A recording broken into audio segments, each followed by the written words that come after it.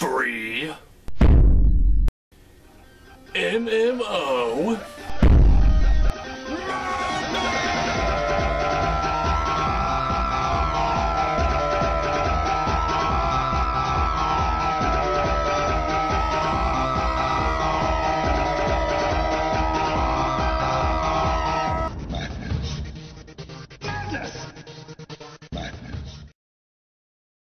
Much that once was is lost, for none now live who remember it. It's kind of a no-brainer that Lord of the Rings would be turned into an MMORPG, as in a lot of ways the books are the foundation for pretty much all fantasy games as we know them today. Take a look at the Fellowship. You have your tank, your ranged, your high charisma leader, your mage, and your escort NPCs that manage to screw everything up.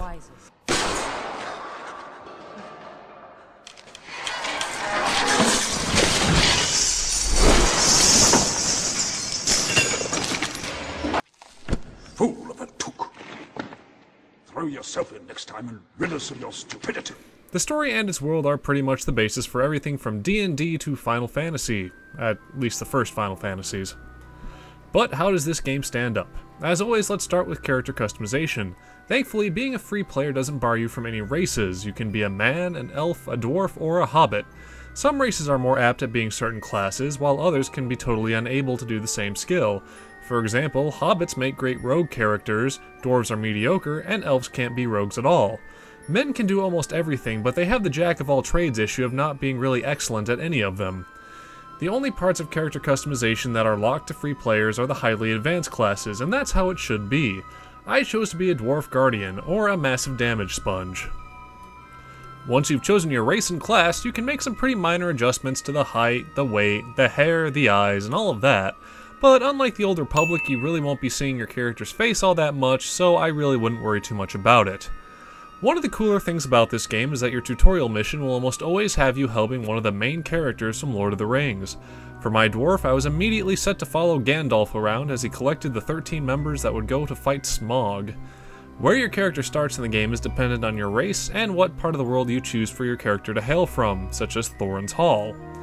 The actual game is fairly typical for an MMO. You're set in an open world with a load of people whose feet are apparently cemented to the ground, requiring them to charge you with their sometimes menial tasks.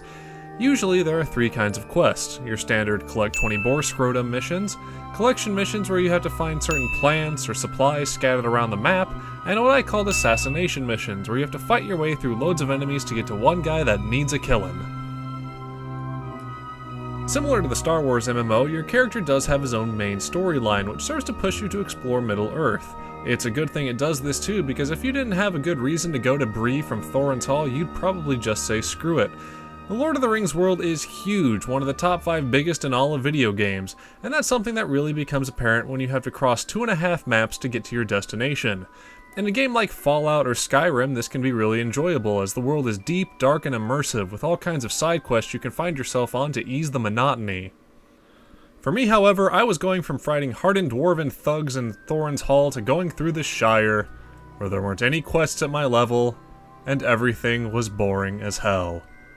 I had to go on foot, because you buy horses in the Breelands. So I marched on, and on, through shadow and death. I passed beyond thought and time. Stars wheeled overhead, and each step was as long as a life age on the earth. But maybe that's a little overdramatic. I guess it makes sense in the context of the series, as the Shire is supposed to be a very peaceful place, but hey, just look at the riveting gossip going around town. Yep. For being a mythical fantasy world, the enemies you fight at the lower levels of Lord of the Rings Online are kind of lame. They're usually a variation of a wolf, bear, boar, and some flying thing, with maybe a goblin here or there.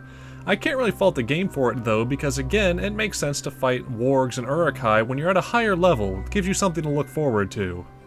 Graphically, this game is nothing special. It's not bad, it's not great, it's just average. There's some pretty scenery here and there, but for the most part, it's really nothing that sticks with you. That ties to the game as a whole, really. If you took away the Lord of the Rings name, it would be a very standard MMO, with standard skills, standard quests, and standard gameplay. What will really sell this game on someone is how big of a fan of the books or movies they are.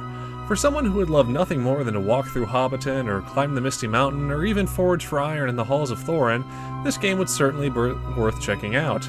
For everyone else, I'd still recommend giving the game a shot. It's free, there are very few restrictions to non-paying players, and there's nothing really wrong with it. And there's really not much more I can say.